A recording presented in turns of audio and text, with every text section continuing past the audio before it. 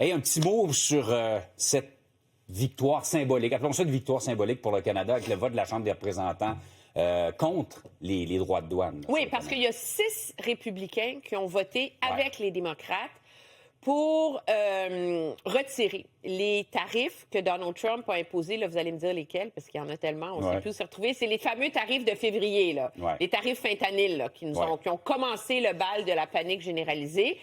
Qui sont à 35 techniquement et 10 sur la potasse et le pétrole.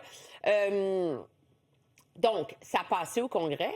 Mais ce qui est fascinant, c'est que pendant que le vote avait lieu, Donald Trump, en panique totale, s'est mis à envoyer des missives, tu sais. Genre, faites attention, si vous me suivez pas, vous allez payer dans les programmes. Puis il y en a quand même 6 qui ont voté pour. Ben oui. Et des États qui sont le Kentucky, la Californie, l'État de Washington qui sont touchés.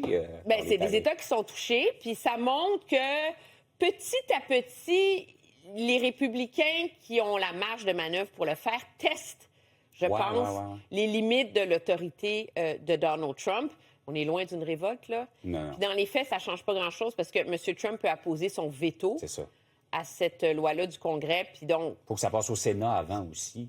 Oui, puis pour renverser le veto, ça prend un vote aux 2 tiers. On oublie ça, là. Ça n'arrivera pas. Donc, dans les faits, ça ne change rien. Mais symboliquement, c'est important. Mais c'est une égratignure de plus sur l'autorité, je pense, de M. Trump auprès de son propre parti.